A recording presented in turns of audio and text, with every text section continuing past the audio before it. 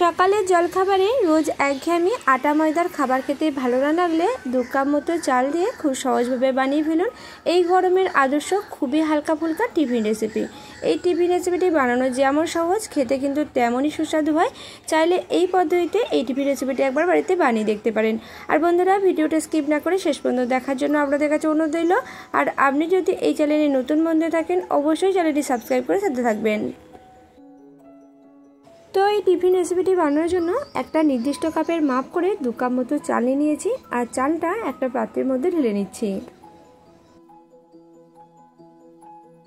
তো 2 কাপ চাল একটা পাত্রের মধ্যে ঢেলে নিয়েছি। আর এই টিফিন রেসিপিটি বানানোর জন্য এখানে আমি আতপ চাল ব্যবহার করছি। এই আতপ চাল দিয়ে এই টিফিনটা বানালে খুব সুন্দরভাবে টিফিনটা তৈরি হয় আর খেতে দারুণ সুস্বাদু হয়। তাই চেষ্টা করবেন আতপ চাল দিয়ে এই টিফিন রেসিপিটি বানানোর। এবার এই চালের মধ্যে বেশ কিছুটা পরিমাণে জল দিয়ে দিয়েছি আর চালটা খুব ভালোভাবে ঘষে ঘষে বেশ কয়েকবার জল পাল্টে পাল্টে ধুয়ে নিচ্ছি।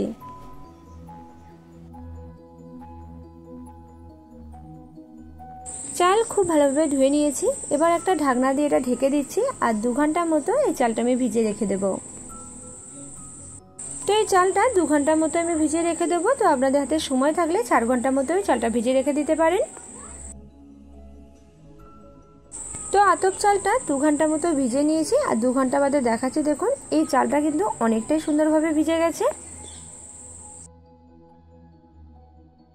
এবার এই চাল থেকে জল ঝরিয়ে নেব। তার জন্য একটা ছাঁকনির মধ্যে এই চালটা আমি ঢেলে নিয়েছি আর এটা আমি 2 থেকে 3 মিনিট মতো রেখে দেব। 2 থেকে 3 মিনিট বাদে দেখবেন এই চালের মধ্যে থেকে জলটা অনেকটাই ঝরে যাবে।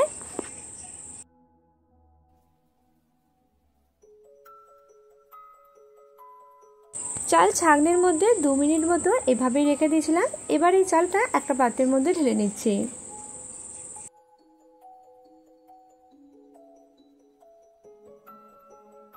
এবার এই চালের মধ্যে বেশ কিছু উপকরণ মিশিয়ে নেব।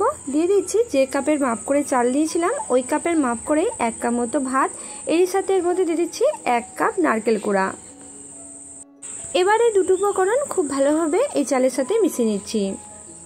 আর আমি এখানে এই টিফিন রেসিপিটি বানানোর জন্য ভাত ব্যবহার করছি। তো আপনারা যদি ভাতটা ব্যবহার করতে না চান সেক্ষেত্রে নাও দিতে পারেন। সেক্ষেত্রে বেটে নেওয়ার সময় জলের পরিমাণটা একটু কম করে দিতে হবে।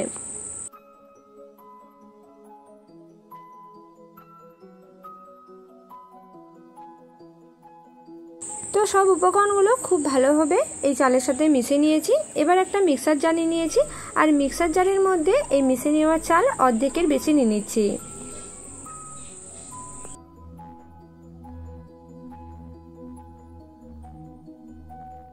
অর্ধেকের বেশি মেশানো চাল মিক্সার জারের মধ্যে নিয়ে নিয়েছি। এবার এই মিক্সার জারের মধ্যে দিয়ে দিচ্ছি ওই কাপের মাপ করে 1 কাপ জল। এরই সাথে এবার এর মধ্যে দিয়ে দিচ্ছি 1 চামচ মতো চিনি। এরই সাথে এর মধ্যে দিয়ে দিচ্ছি 1/2 চামচ মতো ইস্ট। তো আমি এখানে ডাই ইস্ট ব্যবহার করছি। এই ডাই ইস্টটা আপনারা যে কোনো মুদিখানা দোকানে খুব সহজেই পেয়ে যাবেন। এবার এর মধ্যে দিয়ে দিচ্ছি 2 চামচ মতো সয়াবিন তেল। তো বেশ কিছু উপকরণ মিক্সার জারের মধ্যে নিয়ে নিয়েছি। এবার মিক্সিতে এটা খুব ভালোভাবে বেটে নিচ্ছি। মিক্সিতে খুব ভালোভাবে যতটা পারা যায় মিহি করে বেটে নিয়েছি। এবার এই চালের মিশ্রণটা একটা পাত্রের মধ্যে ঢেলে নিচ্ছি।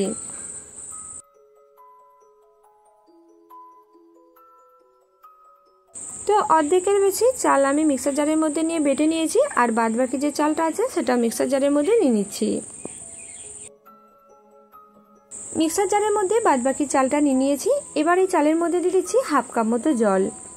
তো এই টিফিন রেসিপিটি বানানোর জন্য এই চালের মধ্যে আমি এখানে মোট 1.5 কাপ মতো জল ব্যবহার করছি। 1.5 কাপ মতো জল দিয়ে এই চালটা খুব ভালোভাবে বেটে নিলাম।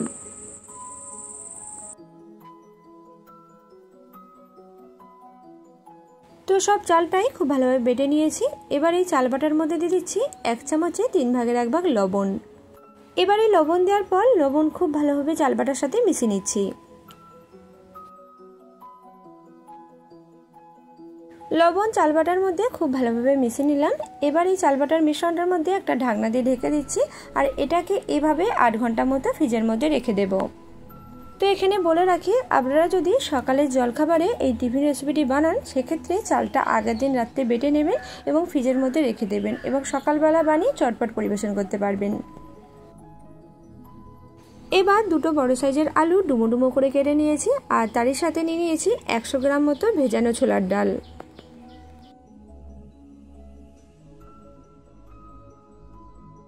এবার কড়াইয়ের মধ্যে ভেজানো ছোলার ডালটা ঢেলে নিচ্ছি, তারই সাথে ডুমো ডুমো করে কেটে নেওয়া আলুটাও নিয়ে নিচ্ছি। এবার এর মধ্যে দিয়ে দিচ্ছি হাফ চামচ মতো লবণ, তারই সাথে দিয়ে দিচ্ছি অল্প পরিমাণে হলুদ গুঁড়ো।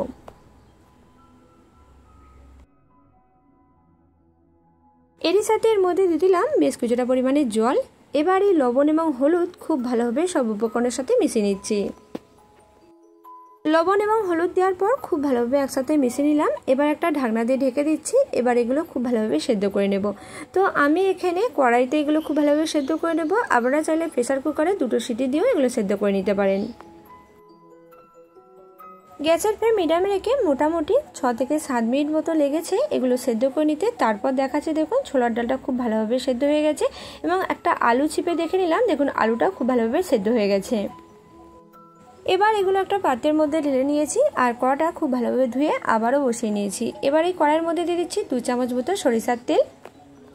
এবার এই তেলটা গরম হয়ে এলে তেলটা কড়াইয়ের চারপাশে চাড়িয়ে নিলাম আর এবার এই তেলের মধ্যে দিয়ে দিচ্ছি একটা তেজপাতা, তার সাথে দিয়ে দিচ্ছি 2টো কাঁচা লঙ্কা আর দিয়ে দিচ্ছি অল্প পরিমাণে 5 ফোড়ন।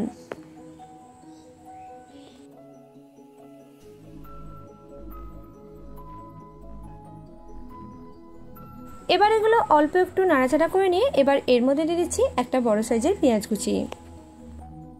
এবার এই পেঁয়াজ কুচিটা অল্প একটু হালকা করে ভেজে নিচ্ছি। পেঁয়াজ কুচিটা একদম লাল লাল করে ভাজা যাবে না। পেঁয়াজ কুচিটা অল্প একটু ভেজে নেওয়ার পর এবার এর মধ্যে দিয়ে দিচ্ছি হাফ চামচ মতো আদা বাটা, তার সাথে এর মধ্যে দিয়ে দিচ্ছি হাফ চামচ মতো জিরে বাটা, দিয়ে দিচ্ছি অল্প পরিমাণে হলুদ গুঁড়ো আর দিয়ে দিচ্ছি হাফ চামচ মতো লঙ্কা গুঁড়ো। তো লঙ্কার পরিমাণটা আপনারা স্বাদ বুঝে ব্যবহার করবেন, যে যেমন ঝাল খেতে পছন্দ করেন সেই অনুযায়ী এখানে লঙ্কাটা ব্যবহার করবেন। এবার এর মধ্যে দিয়ে দিলাম হাফটা মতো টমেটো কুচি। এবার এই সব মশলাগুলো গ্যাসের ফ্লেম লো টু মিডিয়ামে রেখে বেশ কিছুক্ষণ কষিয়ে নিচ্ছি, যতক্ষণ না মশলাগুলো শুকনো শুকনো ভাব হয়ে আসছে। গ্যাসের ফ্লেম মিডিয়াম টু লোতে রেখে মশলাগুলো বেশ কিছুক্ষণ কষিয়ে নিয়েছি। তারপর মশলাগুলো দেখুন অনেকটাই শুকনো শুকনো ভাব হয়ে আসছে। এবার এর মধ্যে সেদ্ধ করে রাখা আলু এবং ছোলার ডালটা দিয়ে দিলাম, সাথে এর মধ্যে দিয়ে দিলাম অল্প পরিমাণে জল। এবার এই মশলার সাথে সব উপকরণগুলো খুব ভালোভাবে আরও 1 মিনিট মতো কষিয়ে নিচ্ছি।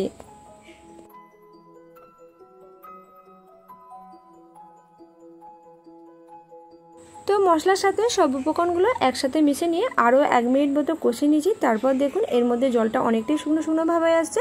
এবার এর মধ্যে বেশ কিছুটা পরিমাণে জল দিয়ে দিচ্ছি। তো এখানে আমি 1.5 বাটি মতো জল ব্যবহার করছি, যেহেতু ছোলার ডাল এবং আলুগুলো আগে থেকে সেদ্ধ করে নেওয়া হয়ে গেছে, তার জন্য এগুলো যেহেতু সেদ্ধ করতে হবে না তাই জলের পরিমাণটা কম ব্যবহার করলেও হবে। তো জলের মধ্যে সব উপকরণগুলো খুব ভালোভাবে মিশিয়ে নিলাম। এবার এগুলো মোটামুটি 4 থেকে 5 মিনিট মতো গ্যাসের ফ্লেম মিডিয়ামে রেখে ফুটিয়ে নিচ্ছি।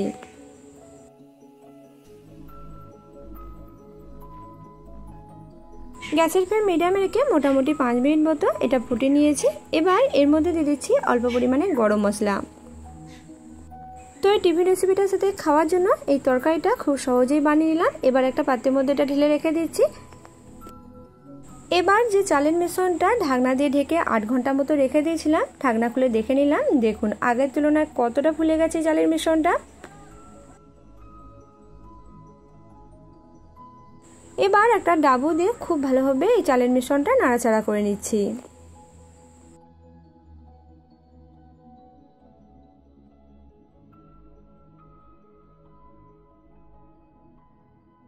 একটা ডাবু দিয়ে চালের মিশ্রণটা খুব ভালোভাবে নাড়াচাড়া করে নিয়েছি। দেখুন চালের মিশ্রণটা আগের ঘনত্বে চলে এসছে আর এই মিশ্রণের ঘনত্বটা দেখুন মিডিয়ামের তুলনায় একটু পাতলা রয়েছে। এইভাবে এই চাল বাটার মিশ্রণটা তৈরি করে নিয়েছি।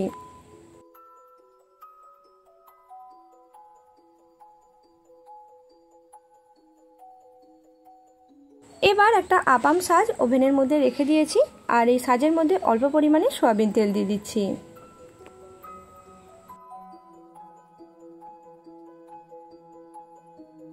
তো প্রতিটা সাজের মধ্যে অল্প অল্প পরিমাণে তেল দিয়ে দিয়েছি। এবার একটা ব্রাশ দিয়ে খুব ভালোভাবে চারপাশটায় লাগিয়ে দিচ্ছি।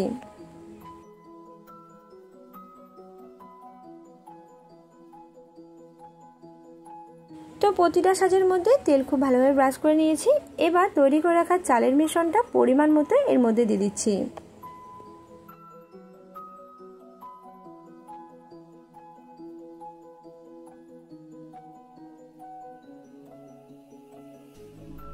তো প্রতিটা সাজের মধ্যে পরিমাণ মতো চাল বাটার মিশ্রণ দিয়ে দিয়েছি। এবার একটা ঢাকনা দিয়ে ঢেকে দিচ্ছি আর গ্যাসের ফ্লেম লোতে রেখে এভাবেই 2 মিনিট মতো রেখে দেব। গ্যাসের ফ্লেম লোতে রেখে এভাবেই এগুলো 2 মিনিট মতো রেখে দিয়েছিলাম। 2 মিনিট বাদে দেখুন এগুলো কতটা সুন্দরভাবে ফুলে গেছে। এবার এগুলো অপর সাইডটা উল্টে নিচ্ছি। তো একে একে প্রতিটা সাজ থেকে চালের তৈরি আপামগুলো উল্টে নিচ্ছি।